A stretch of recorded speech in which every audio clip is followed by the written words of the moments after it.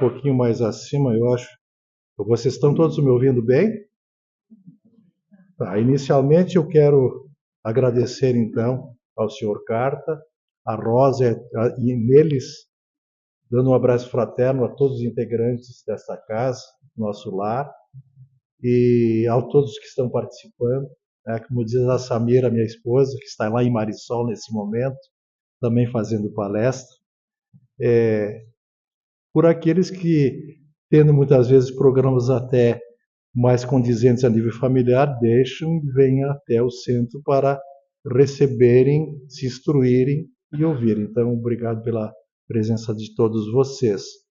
E também um agradecimento ao Divaldinho, nosso querido amigo que não está presente, mas na pessoa do Douglas e da Márcia, que são meus médios de transporte hoje, que me trouxeram de uma maneira tão carinhosa até vocês. Essa temática que eu vou falar com os senhores sobre avanço foi pedido de dependência tecnológica, mas está tudo embutido nessa temática que eu vou tentar comentar com os senhores.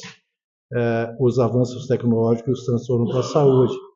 Nós, indiscutivelmente, falávamos, inclusive na própria viagem até aqui com o Douglas, a beleza que nós temos, todos e nós sabemos, que é a tecnologia do século XXI, né?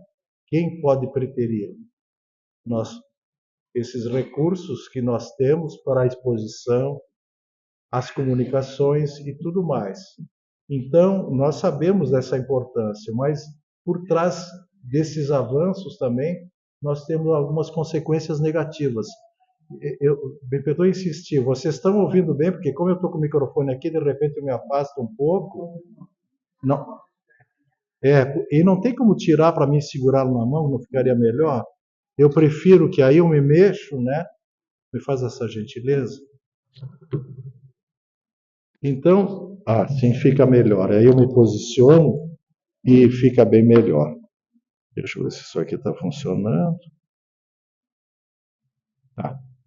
Então, assim, esses avanços, né, realmente estão numa velocidade tão grande que nós não nos damos conta. Então, nós vemos assim, comentando alguns detalhes, né? Nós aqui no Brasil não temos tantos, como vocês estão vendo no diapositivo, nós não temos trens de altas velocidades, mas aqueles que se deslocam por exemplo, para a Europa e outros países que utilizam, são meios fantásticos. Hoje nós temos trens que praticamente andam quase a 500 km por hora. É uma coisa inadmissível muitas vezes para nós.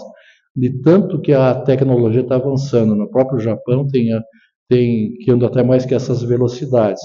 Nós temos aviões e graças a eles, nós aqui estamos também, que nos possibilitam nós viajarmos pelo mundo, né, com alta tecnologia. Nós temos veículos hoje em dia que não precisa mais nem daquela pecinha atrás do volante que complica. Praticamente eles dirigem para nós com esses recursos fantásticos, né, que tem pela tecnologia de uma maneira tal que eles praticamente estacionam, só falta realmente nos alijar do volante, praticamente. E nós sabemos disso, né? Os voos espaciais espetaculares, nós temos as casas inteligentes que hoje, através do nosso próprio smartphone, a gente comanda e chega em casa, está o ar-condicionado ligado, abre cortina, aquela coisa toda. Então, a tecnologia avançou como nunca hoje em dia. Nós vemos também na área da medicina quantos recursos que a tecnologia nos propicia em várias áreas, na oftalmologia, na traumato principalmente, que nem esse exemplo que eu trago aqui. Essa moça que foi, por um acidente, perdeu sua perna e com essas próteses espetaculares que possibilitam que volte a andar e até a dançar. Mas o que nós vamos falar um pouquinho, que é muito importante, é sobre a tecnologia da comunicação. Então, hoje nós vemos que nós nos comunicamos com o mundo. E talvez muitos dos senhores, como eu também tenho, nós temos amigos, temos familiares em outros países muito distantes. Então, hoje, através da tecnologia, instantaneamente nós nos comunicamos. Isso é maravilhoso, né? E a gente vê como foi rápida essa mudança. Eu acompanhei desde aquele primeiro que vocês estão vendo aí, com os primeiros computadores, que eram imensos, né? Para nós utilizarmos. E depois veio nessa sequência os smarts, e a partir de 2007 que deu esse salto gigantesco, da qual todos nós praticamente possuímos e utilizamos. É fantástico. Então, hoje em dia, com um simples toque, com um toque de um dedo, nós nos comunicamos com o mundo. É assim que a coisa está funcionando. E, como eu disse, traz-nos a possibilidade de falar com o familiar, de falar com o filho, de falar com o pai, de falar com amigos, compras, negócios, né?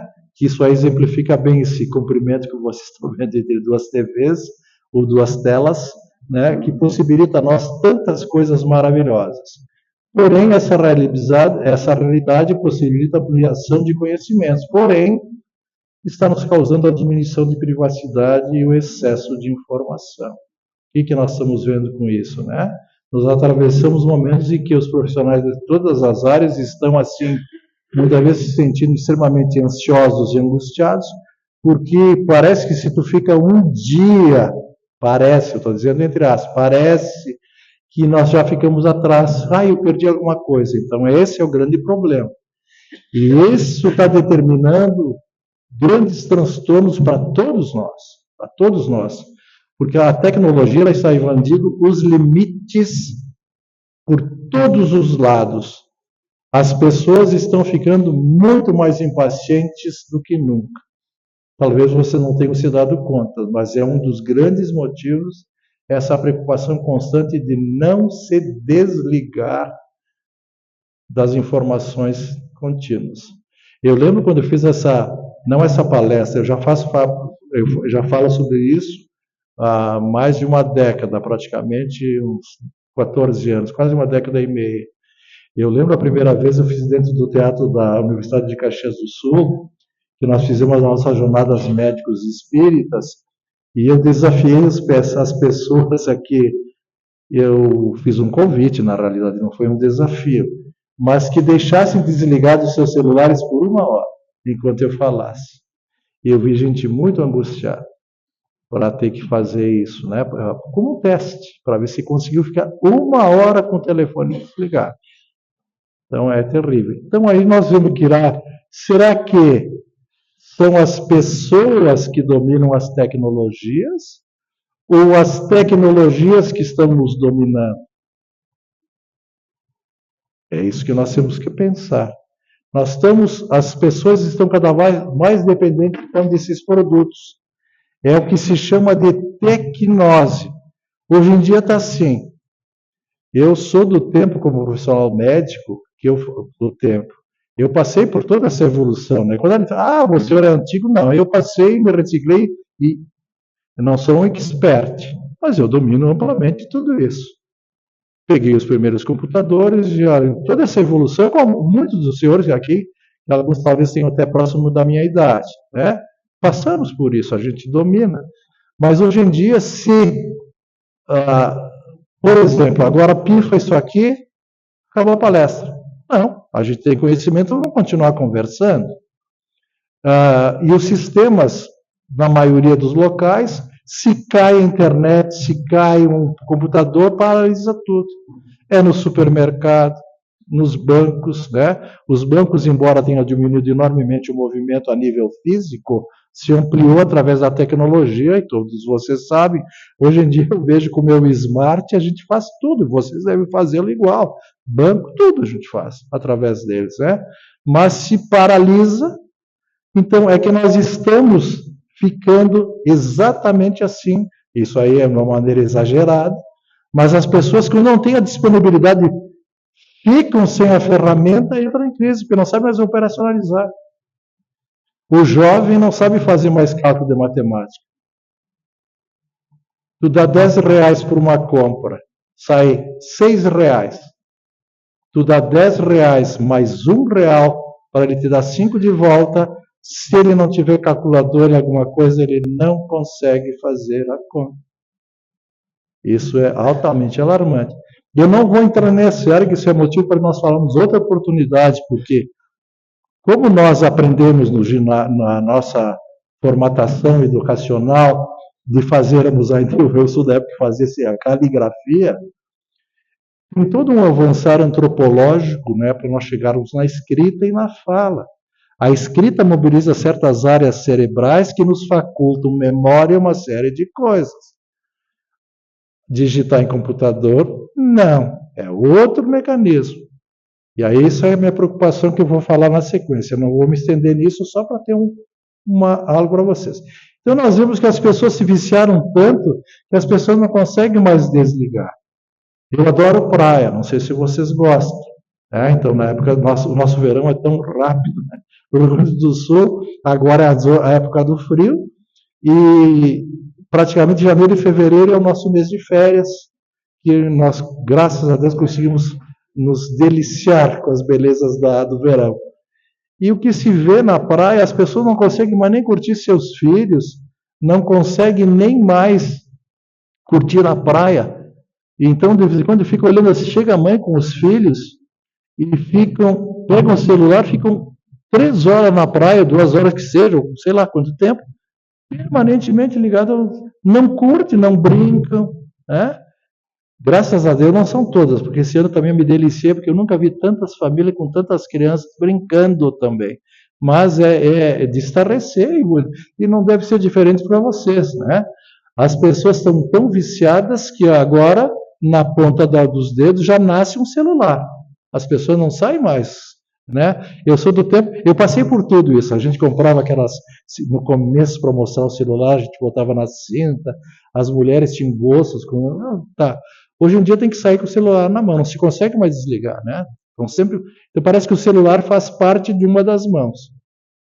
Isso é preocupante. E é tão preocupante que se a pessoa se perder no deserto, e essa é uma crítica que é feita, né, um chamamento, se ela pode estar morrendo de sede, mas se em vez de ir para o lado da água, ela vai para o lado da internet. Eu tenho uma filha de um primo meu, que um dia estavam comentando, o que é mais útil se acontecer, se nós ficarmos sem água, sem a eletricidade? Ela disse, pelo amor de Deus, nunca poderemos ficar sem a eletricidade. Como é que eu vou carregar a bateria do meu celular? Então, nós sabemos, nós precisamos, para ver como a coisa está. Isso a gente falar é uma maneira generalizada, né?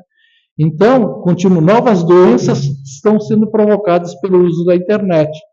E a pergunta é, vocês têm alguma doença causada por internet? Acredito que vocês pensam que nenhum tem aí, né? Nenhum. Todos que estão aqui estão bem de saúde, não tem nenhum problema. Então vamos ver. Você sabe o que é nomófobo?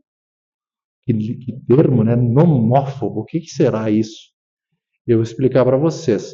Vem do inglês nomo, e nomobile significa ficar sem celular. E ela é tão grave, a dependência do celular, e isso está comprovado, não sou eu que falo, são os pesquisadores. Quanto ao uso de drogas ou álcool, depois vou referendo alguma coisa para vocês. A dependência já afeta mais de 50% dos usuários do Reino Unido, lá na Inglaterra e os adjacentes, Escócia, todo o Reino Unido, Escócia, Irlanda, enfim. Essa pesquisa eu trago porque no Brasil não se faz pesquisas. E essa pesquisa foi feita também, além dessa aqui que eu estou mostrando para vocês, que 9 em cada 100 pessoas que usam o celular ficam em estado... Isso foi feito há 12 anos, essa pesquisa, imagina agora. Né? Em estado de profunda ansiedade. Foi feita essa outra pesquisa em Portugal. Esse trabalho tem um instituto lá em Lisboa, que é o Instituto Superior de Psicologia Aplicada. Essa doutora Ivone Padrão, ela é uma psicóloga especializada na parte de oncologia, mas também nessas ciências aplicadas. Ela fez um trabalho notável. Ela mostra que 13% dos casos de jovens de 14 a 25 anos que ela pesquisou estão em estado grave, necessitando muitas vezes isolamento, e eles apresentam comportamentos extremamente violentos pelo vício, não conseguem largar o celular. Já tem clínicas no mundo para tratar dependentes da tecnologia, para recuperá-los, que nem de drogados. Né? Ela diz assim, percebemos que a dependência é generalizada. 3/4 da população até os 25 anos apresenta sinais de dependência do mundo digital. Portugal tem 10 milhões de habitantes. Ela é um pouquinho menor que o Rio Grande do Sul. O Rio Grande do Sul tem 11 milhões. Vocês aqui estão com 45 milhões, acho que São Paulo todo, né? Por aí, 50, que é o do estado maior da nossa federação. Com muito orgulho, não só para vocês, como para nós todos, né? Que é o carro-chefe do nosso país. A gente sabe disso, nesse potencial maravilhoso de São Paulo. Então, qual é o perfil desse nomófobo, do dependente do celular? Aí vocês vão vendo e caracterizando algumas pessoas que vocês conhecem, né? Então, assim, é aquele que passa mal se fica sem o aparelho, sem conexão. Perdeu a conexão, seja em qualquer lugar. Aqui eu citei o avião, na rodovia, mas por tudo. Se perdeu a conexão, passa mal. Tem problemas no relacionamento familiar e afetivo causados pelo vírus. Não desliga nunca, não fala com a família. Fala com todo mundo, mas nunca está...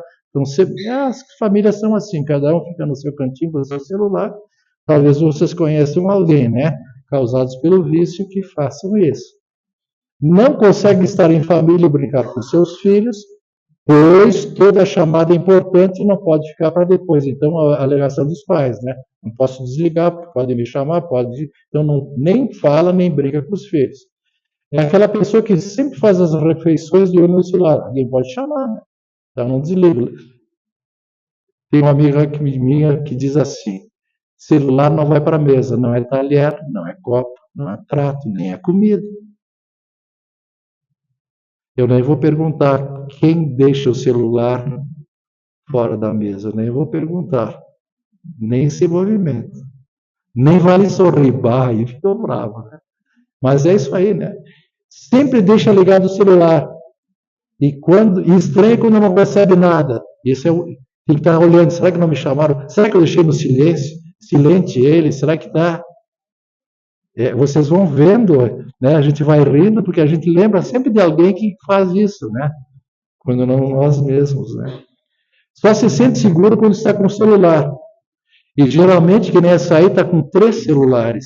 4, na realidade. Alguém está segurando 2 para ela. Tem pessoas que não conseguem sair de casa só com o celular, porque acho que pode terminar a bateria, apesar que hoje tem as sobressalentes, né?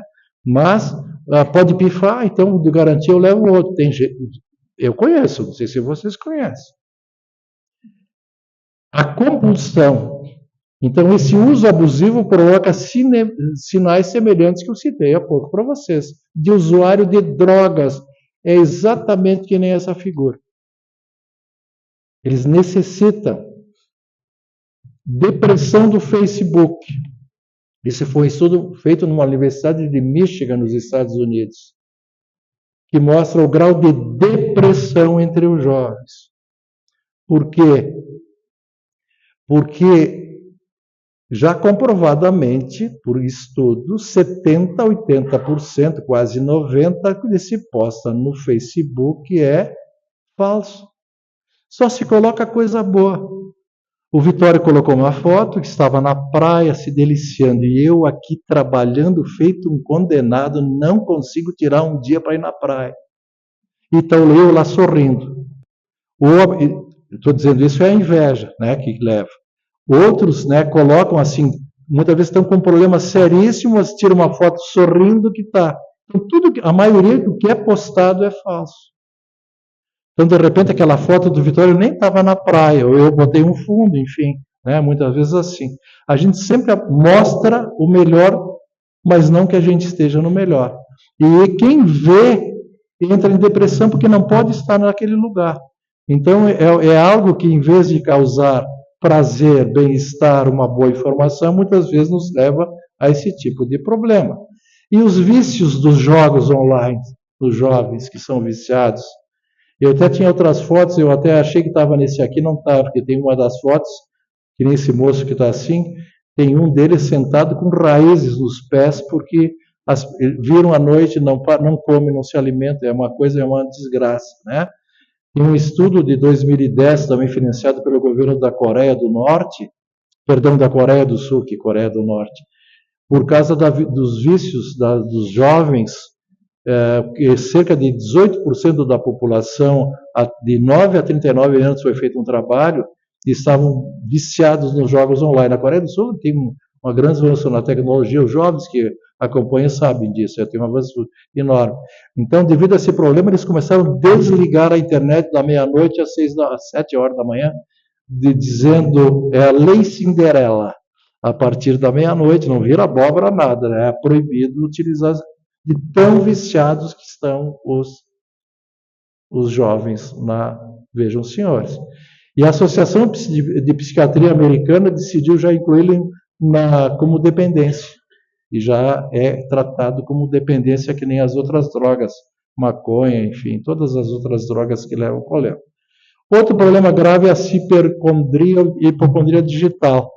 É aquela pessoa, como vocês estão vendo na figura aí, para as injeções indo ao encontro, comprimidos, é a pessoa que procura, através muitas vezes do tal do Google, que também nós vamos falar na sequência, né? E começa a achar doenças, ler. Isso era muito comum. Eu me lembro como estudante de medicina, à medida que nós vamos avançando no conhecimento da clínica médica, a maioria dos estudos, uns começam a achar determinada patologia que tem. A gente ficava realmente hipercondria, né? E muita gente fazia isso. E agora, com a internet, que tem todas essas facilidades, todo mundo se achando um pouco médico, se medica, faz um monte de coisas, né? Consulta os médicos virtuais, que é um absurdo. Pode até consultar, mas não deixe de ver seus presenciais, né? Para falar. E esse é um problema gravíssimo. Os efeitos, isso também é comprovado em trabalho, gente. O efeito Google, né? Porque nós necessitamos, como eu citei no início também, a respeito da escrita da nossa memória.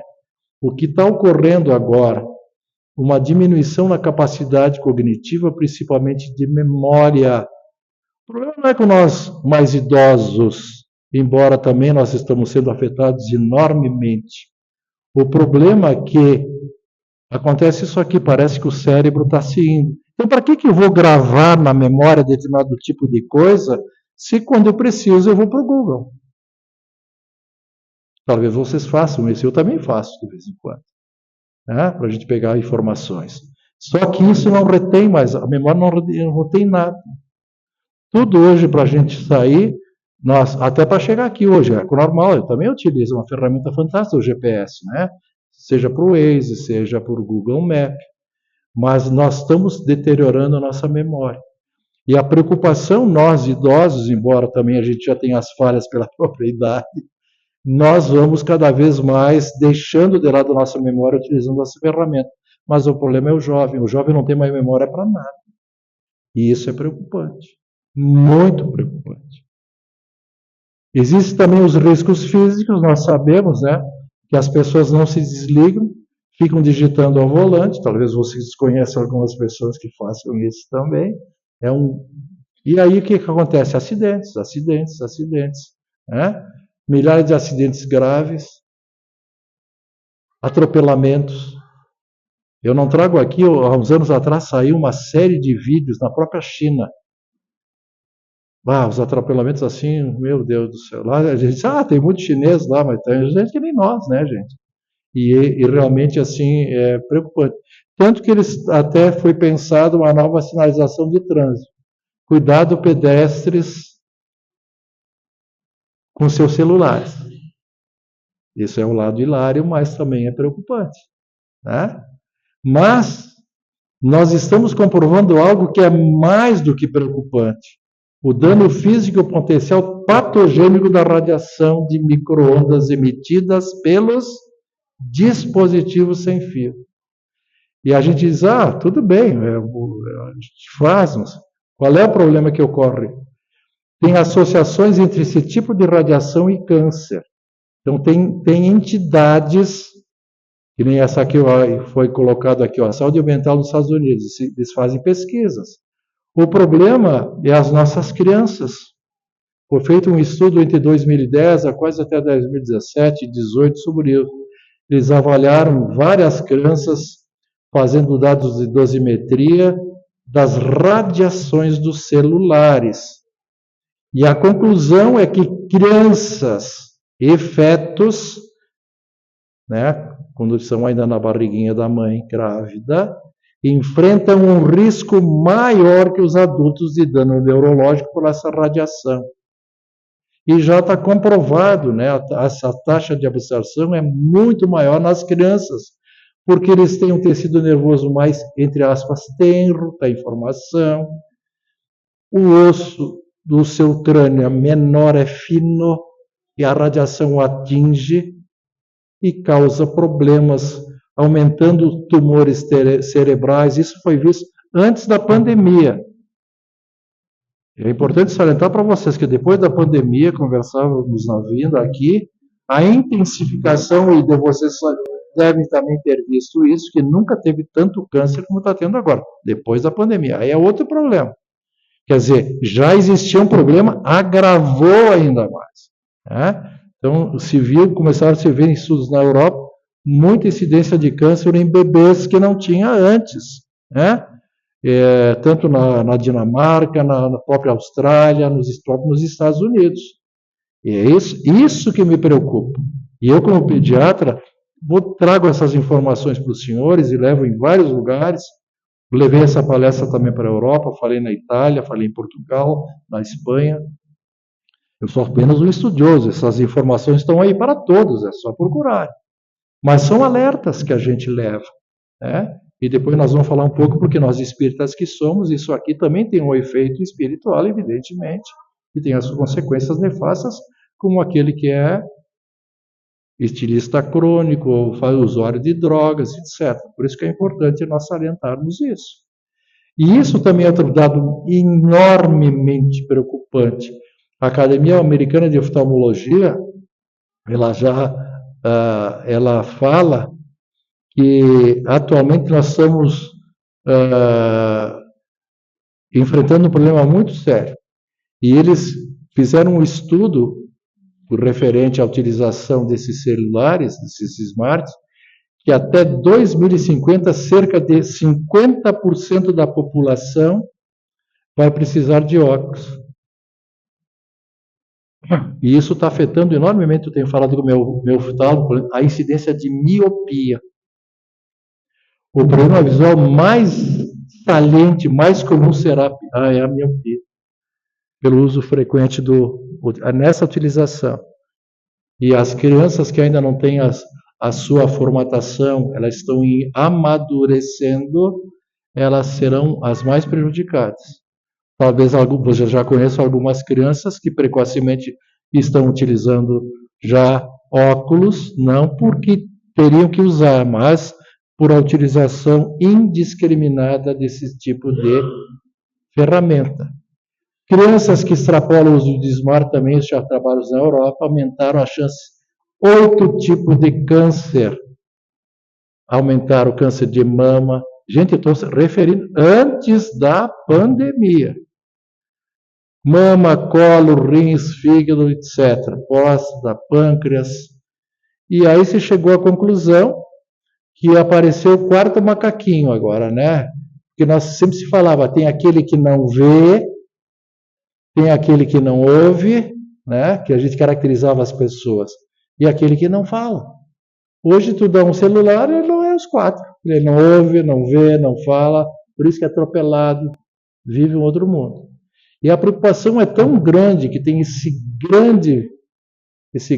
grande pessoa que é um neurocientista francês, que lançou esse livro, diz A Fábrica de Cretinos Digitais.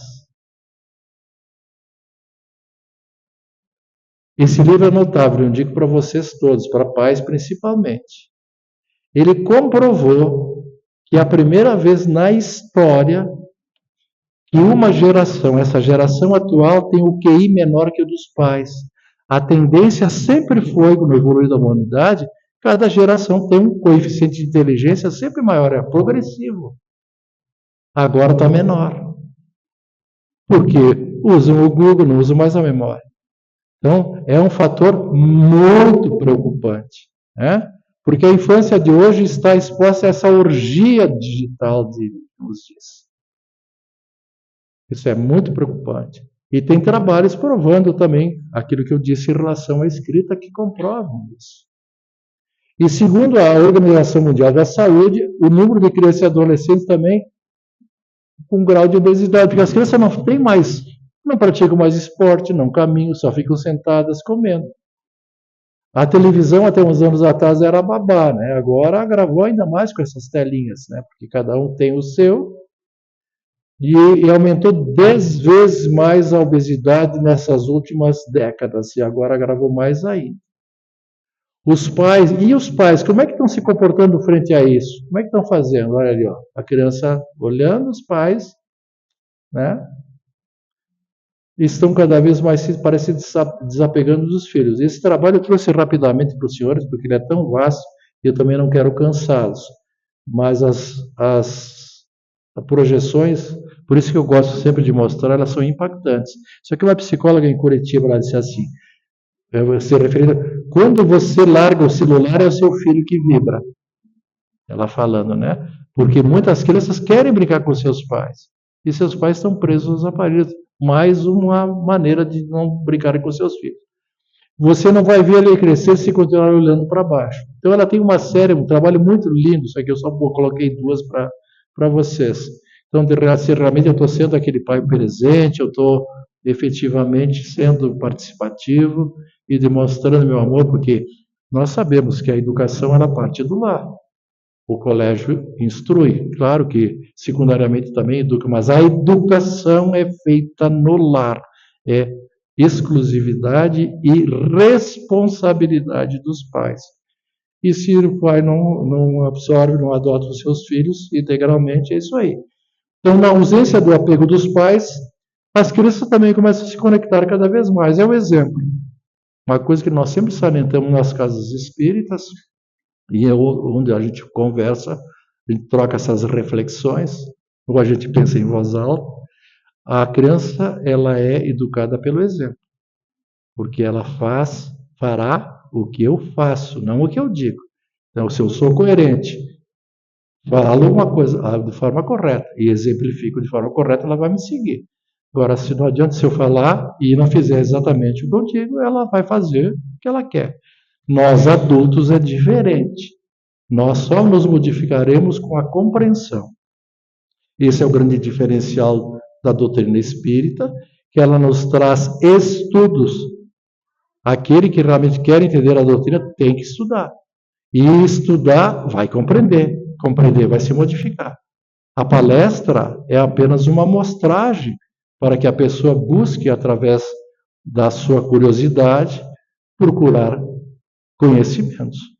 E aí eu posso falar o que eu quiser para vocês, mas cada um mudará na medida que entender que realmente tem que mudar.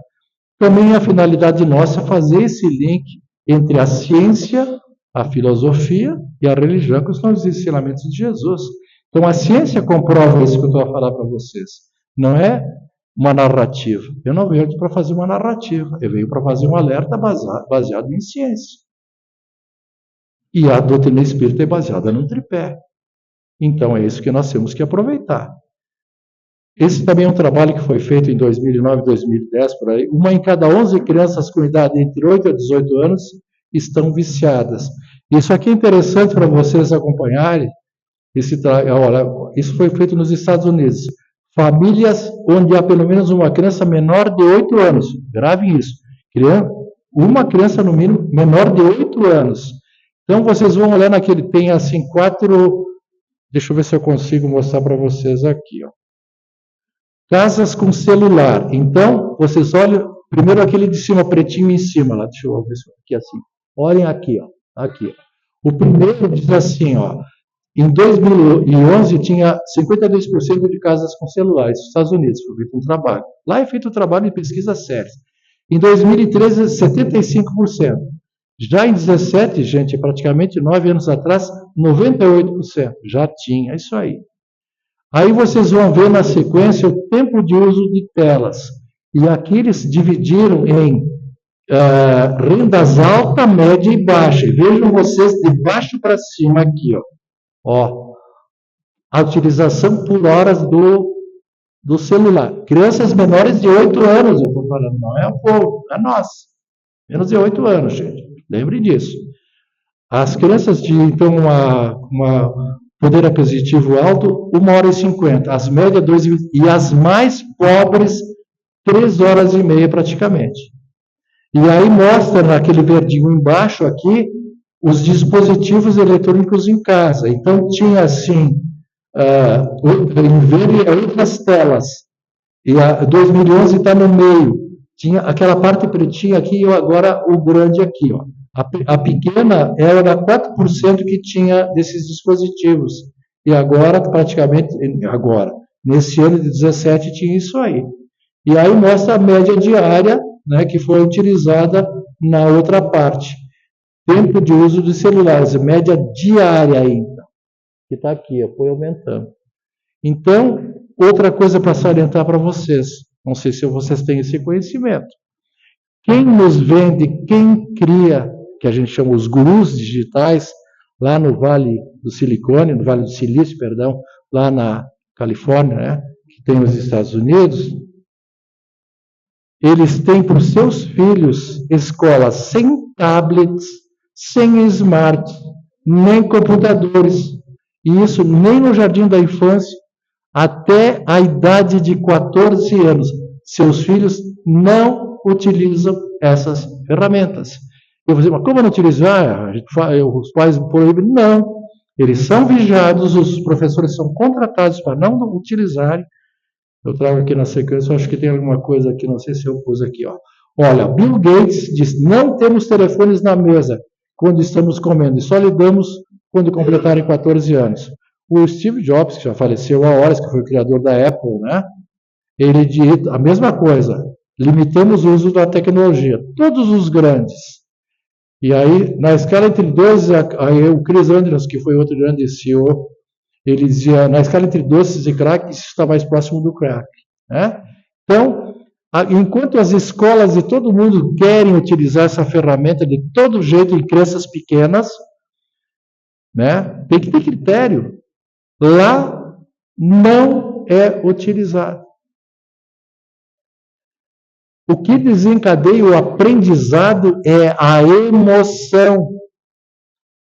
Gente, isso é científico, isso é provado. E os seres humanos não são máquinas. O que vai desenvolver nós são as nossas emoções. E nossos filhos, como nós passamos, nossos filhos têm que passar por isso. E os nossos jovens só estão replicando conhecimentos. Porque a tela, isso é tudo planejado. Aquele movimento que a gente faz de passar no celular, que passa, aquilo é o movimento do caça-níquel. Tudo é programado para nós viciar. Por isso nós somos todos viciados. E essa preocupação faz com que os nossos jovens sejam os usuários. Eles não vão criar, porque com essa maneira de utilizar, eles estão desaprendendo, não usam suas memórias, suas potencialidades. Claro, gente, de uma maneira generalizada, eu estou falando, tem as exceções, tem aqueles que conseguem superar, mas são poucos. E os filhos deles são preparados para continuarem.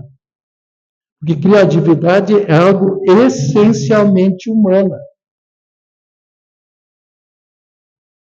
Então, isso quem tem neto, quem tem filho, sei que a maioria aqui talvez tenha netos, filhos, é um alerta para a gente saber isso, mas principalmente para os pais.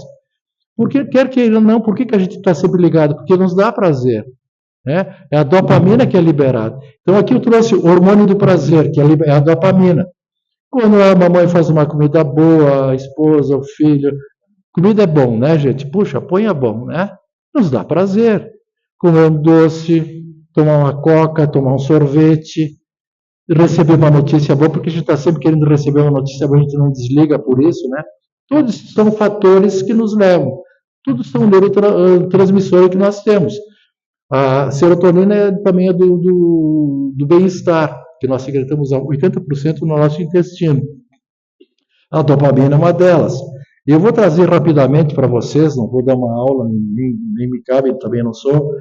Esse Dr. James Holtz, que é um psiquiatra americano, ele descobriu aleatoriamente, estava fazendo uma pesquisa, colocou eletrodos naquelas cobaias, os ratinhos de laboratório, e colocou em determinada parte do cérebro e emitiu uma corrente.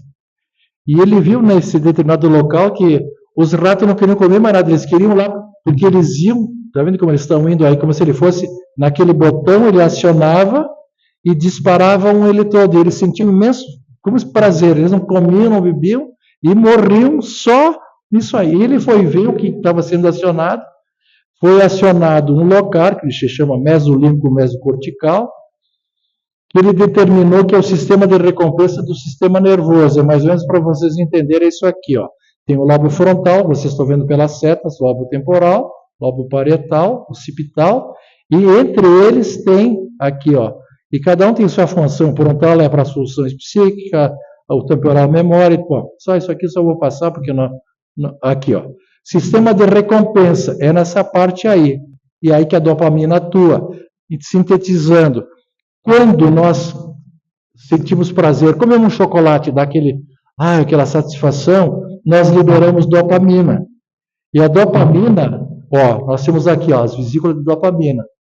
A liberação, ela cai aqui entre a sinapse, entre dois neurônios, e nós temos a ligação e temos o receptor. Quando nós utilizamos uma droga, por exemplo, quem fuma maconha, uma droga pesada, há uma grande liberação de dopamina, por isso dá um prazer, quem usa droga é um prazer imenso. E há uma dificuldade na recaptação, e depois é recaptado. Então, cada vez que utiliza, tem que ter uma dose maior para dar o prazer. E aí isso vai causando um vício. E quando nós utilizamos, será que meu amor me mandou uma notícia? Será que aquela minha amiga me mandou? É sensação de prazer. Será que é a dopamina que toma conta de nós? É um vício como uma droga. E nós temos que, ao contrário, não usar dopamina, nós temos que usar esse outro neurotransmissor que é a ocitocina. Eu vou falar rapidamente para vocês. A ocitocina é fantástico, né? Todo mundo sabe, quem foi gestante, utilizava isso, inclusive tem sprayzinhos para a descida do leite, para a mulher se recuperar mais rapidamente após o parto, há uma contração rápida do útero para voltar à normalidade. Só que a ocitocina, ela é o hormônio que nós temos que utilizar diariamente, independente de não ser para a mulher grávida e nem para aleitamento, embora seja maravilhoso, né? Ela facilita o parto, como eu disse. Ela promove o apego materno, fortalece relações e aumenta a libido, alivia o estresse e a ansiedade, cristaliza memórias emocionais, os vínculos. Por que eu vou falar isso para vocês? Eu vou mostrar por que isso aqui, né? Quem é grato, a gratidão libera ocitocina. E ela é o hormônio do afeto. E o afeto é algo que todos nós passamos. Se naquela idade nós não formos vinculados e desenvolvidos em relação ao afeto, nós não vamos ser mais envolvidos em nenhum período mais. É imprescindível na primeira infância. Então, o cérebro não nasce pronto. E o afeto recebido na primeira infância, até 5 anos, é o grande responsável por reações cerebrais que às vezes só vão se manifestar quando? Na vida adulta. Nós nunca vimos graçar tanto o egoísmo como agora. É para a gente fazer reflexão também nisso. Ele cristaliza memórias emocionais. O bebê, o nenê, a criança precisa de ocitocina, precisa de afeto. Quando nós nos abraçamos, 20 segundos de abraço libera a ocitocina. Então se abracem mais. Hoje em dia as pessoas têm dificuldade de ter afeto um pelo outro. Nós somos seres gregários. As comunicações vieram para nos aproximar, não nos afastar. Mas não deixem de mostrar o afeto entre vocês. É crucial. Fortalece nosso sistema imunológico, só nos beneficia. E o que nós vemos, lamentavelmente, é isso. Vocês estão vendo aí, nesses 2 diapositivos. A da esquerda, dando de mamar, não olhando para o seu rebento, olhando para o celular. A outra, olha o olhar do bebê, direto no olhar da mãe. Cria o vínculo. Quem teve filho já sabe disso. Quem amamentou sabe. Como importante, porque é a hora da mãe e da criança, não é para falar com a comadre, com a vizinha, com a mãe, tem que estar lá. Quem amamentou sabe. Aquele vínculo é uma coisa indescritível. Só a mãe sabe descrever o que sente e o que está beneficiando para o seu bebê. E hoje em dia está assim. E ao contrário, da esquerda, olha como ela está dando de mamar e olha a outra. Quando a criança recebe afeto em gesto, como abraços, beijos, massagens, há liberação grande da ocitocina. Ela acalma todas as partes cerebrais. Por que a criança chega cá e dói, mamãe, pega, dá um beijinho, já passa tudo? Não é assim? Porque funciona, é isso mesmo. E faz com que o cérebro desenvolva a capacidade de vínculo. E é importantíssimo isso. Por isso que nós estamos vendo tantos problemas. Também, claro, são vários fatores, nunca é um só. Mas vejam os senhores.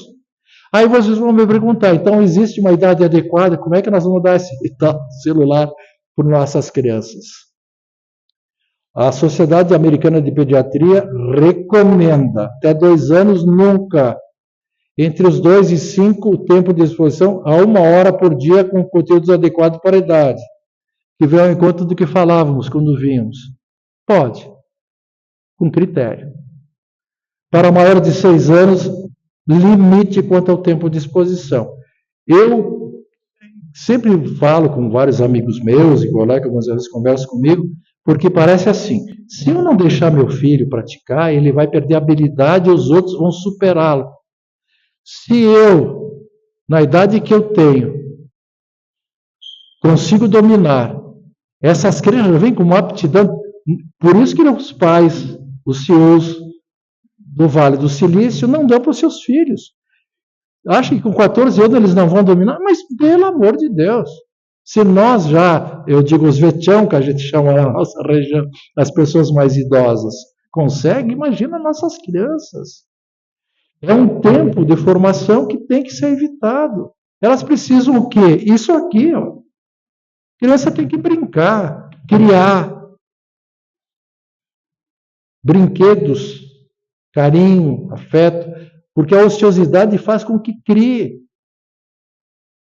Quem passou por essa infância que a gente criava coisas, hoje o que tem que fazer? Está chovendo, a gente inventava alguma coisa. Isso que é saudável, é criativo. Né? E é importante para o desenvolvimento motor das crianças. Nós estamos educando crianças menos pacientes, menos atentas e com menos capacidade de se esforçar. Isso vai ser culpa nossa, gente. É o estigma que eu coloquei, de uma sociedade que anda depressa demais para educar. Perdão, anda depressa demais e muito devagar para educar. Nós temos que nos alternar. Tem coisas que fazem bem, tem coisas que, se bem não é no momento, é lá ali adiante, tem que entender. Os pais passam. É a outra pergunta aqui, eu vou passar rapidamente, porque é tanta informação. Os pais passam menos tempo com os filhos, isso parece interferir no desenvolvimento do autocontrole. Isso aqui foi feito também uma pesquisa com 2.000 jovens entre 11 e 18 anos, contrariando as respostas. Eu só vou passar adiante isso aqui, essa pesquisa é maravilhosa. Foi feita entre 1965 e 2010. Vejam, senhores, em cima tem mothers, que é a mãe. Aqui é a mãe e aqui é o pai. O tempo que os pais ficavam com as suas crianças. Aí vocês olham, a primeira era em horas ali, ó, 10,5 e 2,6 os pais. E em 2010 foi progressivamente aumentando, ó, 7,2 os pais aqui, dá quase 20 e tantos %. Então se viu que os pais, olha aqui, ó, há 50 anos os pais e mãe passavam 13 horas semanais, hoje estão juntos mais de 21 horas. Então não é por tempo, é a qualidade. É a qualidade do tempo que nós temos que dar para ele. Daí surgem as perguntas. As crianças estão melhor educadas? Eu me arrisco a dizer que não. Você pode até me contrariar. Cada um pensa, eu acredito que não. O importante é a qualidade de tempo. Super pais e mães preocupadas com a violência das ruas e os perigos do mundo tendem a fazer tudo por filhos, né? E nós vemos os filhos que são hábeis, muitas vezes já deixam utilizar esses mecanismos, não sabe, é que hoje em dia o tênis já não tem mais nem como amarrar, mas não sabe colocar um tênis. São totalmente dependentes em tudo. Eles vão dizer, não, mas é outro momento para levar para o clube, né? Não tem coordenação. Com a adolescência a coisa muda de figura? Nós vemos que não. E tem trabalhos também que constam, adolescentes que comem com os pais, eles são mais tranquilos, têm menor risco de ir para as drogas, menor risco de delinquência, são os que têm melhores notas na escola, uma série de fatores. É o contato direto com os que os amam. E uma pequena orientação aos pais. O ócio, como eu disse, deve ser criativo. Por isso está aí. O que nós vamos fazer? Eu me coloco, me parece eu e meus primos, nós tínhamos uma série de primos. O que nós vamos bolar agora para fazer, para brincar, para criar? O ócio deve ser criativo. Os pais devem estar, sim, atuantes com seus filhos. Conheça aquilo que seu filho usa. Demonstre interesse para ele. Talvez ele está exausto, cansado, teve um dia enfadonho, trabalhou, teve complicadores, o chefe complicou, ou quem é chefe, o empregado complicou. Demonstre interesse, eles crescem tão rápido. Eu sempre dizia para os meus pacientes, para os seus pais, para os pais dos meus pacientes, as crianças crescem tão rápido. Aproveitem. Regras e limites. Tem que ter. Porque o nosso jovem parece que só tem direitos, hoje não tem mais deveres. Tem que saber, tem regras. E a importância do exemplo. Não adianta eu cobrar e não ser o exemplo para eles. Estimular a convivência em família. Hoje também parece que assim, para visitar a avó é um problema, né? A não ser que a avó mora bem próximo. Estimular a convivência, nós sabemos que são tempos diferentes, as cidades aumentaram, tudo tem uma série de dificuldades. Mas se não pode ser todo dia, que seja pelo menos mais seguido. Manter, estimular a convivência em família. A questão da privacidade também.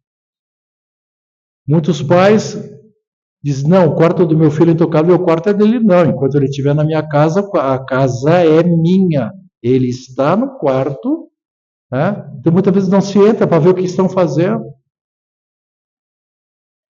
Nós já somos testemunha das mutilações, das automutilações, do suicídio. Você já deve ter acompanhado quantas tragédias. E mortes, muitas vezes, no quarto, que não se sabe que a criança está entrando em contato com um pedófilo. Pedofilia, né, gente? Tudo isso temos que estar antenados.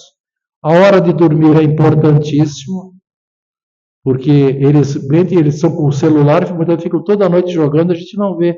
Aí, consequências, estão mal na escola, não dormem, vivem cansados. Como lidar com a violência dos jogos também? Tem que saber trabalhar isso aí. Tudo tem que ter um limite, tem que ter uma regra. E aí, o sedentarismo e a alimentação também, tem que controlar isso aí. E principalmente adotar a religiosidade no lar. Estou quase terminando. Então aí vocês me perguntam, o que a doutrina espírita nos fala sobre isso? Nós estamos na era do espírito, nós sabemos disso.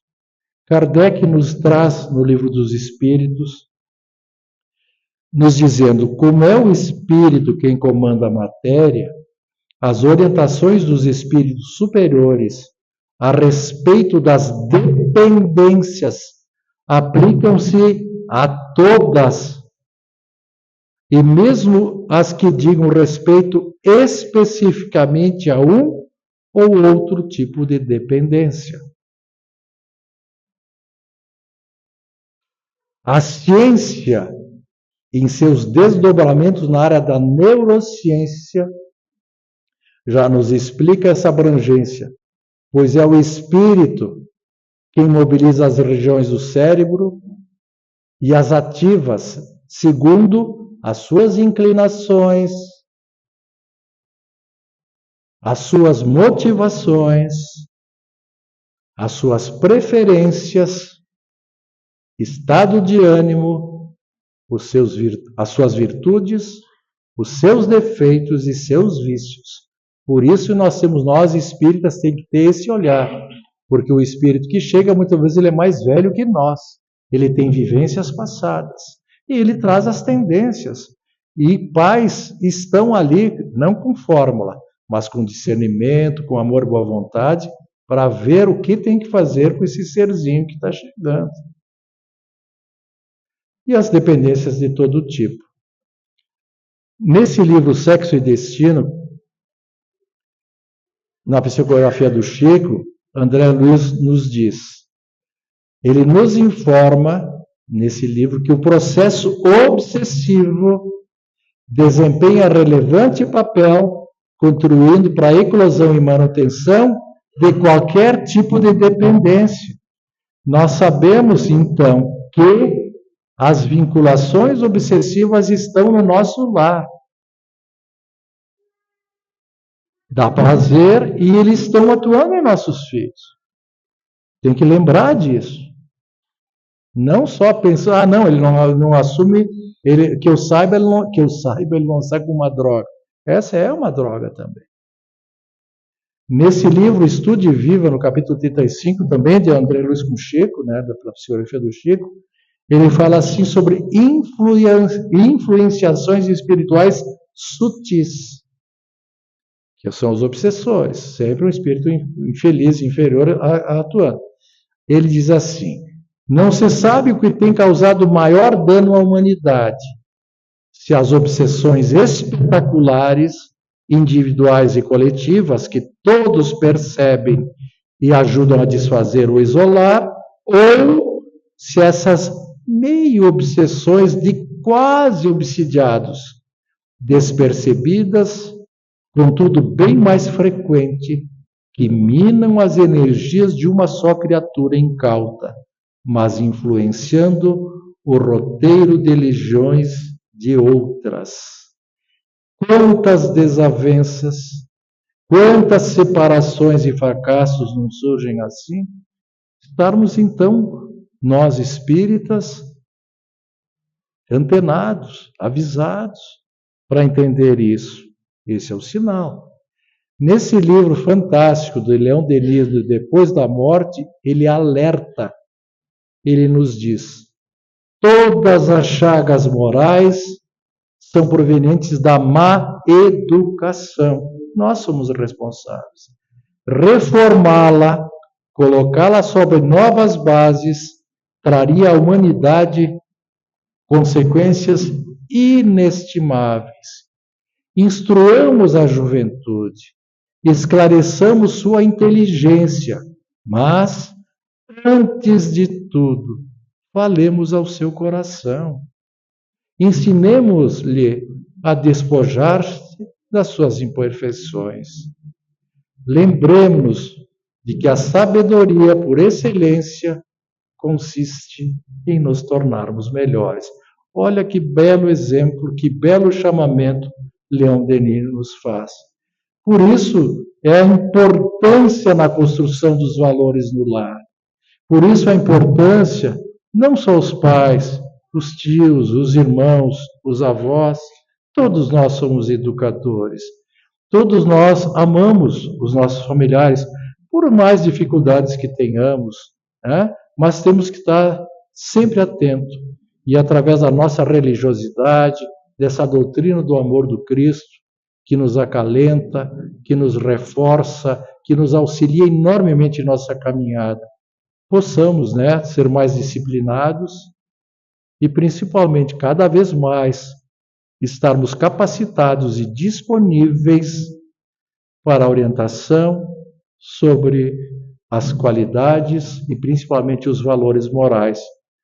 Desse modo, nós vamos criar, sim, com dificuldades, mas uma harmonia permanente no nosso lar e, consequentemente, o que todos nós queremos, um mundo mais fraterno e mais solidário e, consequentemente, mais feliz.